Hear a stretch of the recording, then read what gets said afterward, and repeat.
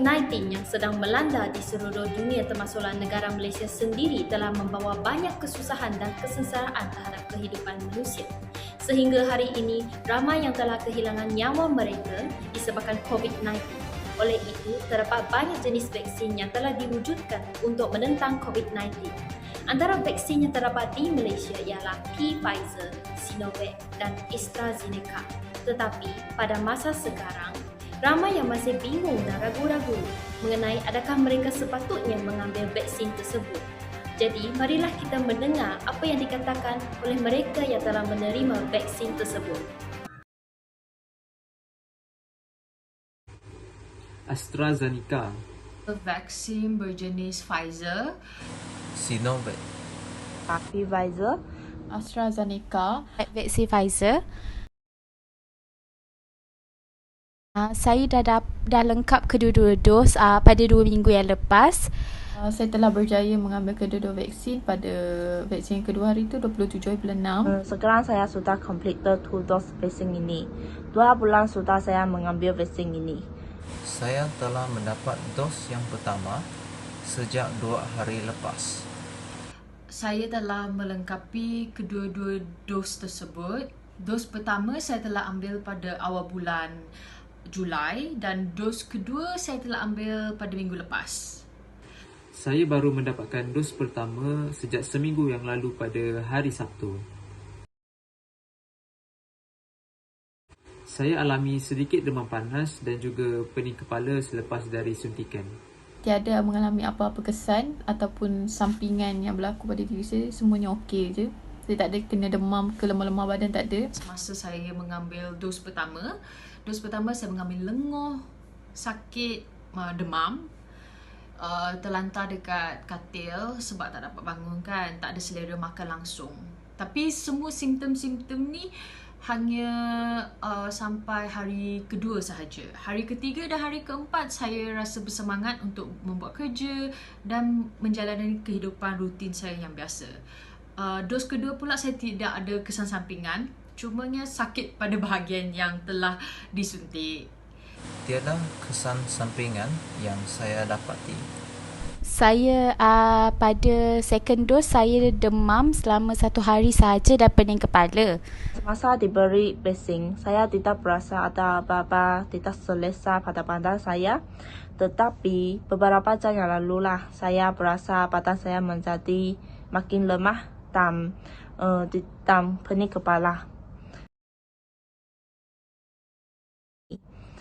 Saya berasa tidak masuk akal kerana kita tidak boleh percaya apa-apa berita yang belum disahkan. Pendapat saya adalah sila jangan percaya dengan sumber-sumber yang belum sah dan percayalah kepada fakta-fakta yang dikeluarkan oleh kerajaan. Ia bergantung kepada usia masing-masing dan penyakit yang dialami oleh seseorang tu. Kalau berlaku kematian pun pada usia yang muda, mungkin sebab penyakit yang dia alami, macam tu.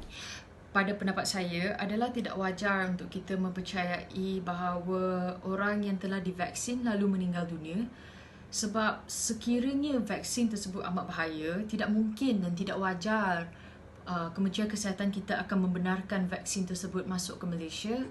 Pada pendapat saya, kabar angin ini sengaja diwujudkan bagi menakutkan orang awam agar tidak mengambil vaksin yang sepatutnya diwajibkan kepada seluruh rakyat Malaysia. Saya berpendapat bahawa kita masih perlu memakai mask walaupun telah mengambil vaksin sehinggalah seluruh rakyat Malaysia telah bebas daripada COVID-19 ini. Saya rasa kita masih perlu memakai mask selepas mendapat vaksin yang lengkap kerana terdapat ramai lagi orang yang belum mendapat vaksin. Perlu untuk memakai pelitup muka sebab tak semua orang dah ambil vaksin. Jadi ini adalah untuk langkah berjaga-jaga. Saya rasa tepat COVID juga jika kita tidak melindungi diri dan tidak menjaga SOP. Perlu kita memakai pelitup muka sebab bukan semua orang telah divaksin. Kemungkinan saya untuk mendapat COVID walaupun saya telah mendapat vaksin adalah rendah, tetapi keberangkalian masih ada.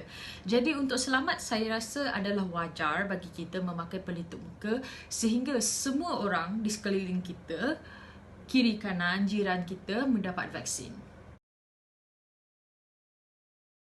Nasihat saya tak ada apa yang nak ditakutkan dengan vaksin. So jomlah kita ambil vaksin. Di sini saya sangat mendesak semua orang mendapat vaksin untuk mengurangkan risiko dan nonis. Semua rasanya patut untuk ambil vaksin ni sebab kerajaan dah bagi percuma. Jadi jangan mengamalkan sikap penting diri sendiri. Nasihat saya yang dapat memberi kepada masyarakat yang masih belum mengambil vaksin adalah percayalah kepada program vaksinasi yang disediakan oleh kerajaan. Saya ingin menyeru seluruh rakyat Malaysia untuk bersama-sama kita mengambil vaksin bagi memerangi COVID-19 daripada terus merebak dan menjadi semakin buruk. Nasihat yang saya boleh berikan kepada masyarakat yang masih tidak mempercayai vaksin adalah baik kita melihat ke negara New Zealand di mana kebanyakan orang yang telah divaksin boleh pergi berpesta, menjalani kehidupan seharian seperti biasa tanpa memakai pelitup muka dan boleh pergi ke mana-mana. New Zealand merupakan contoh negara yang ideal yang wajar kita pandang sekarang apabila kita merasa ragu-ragu.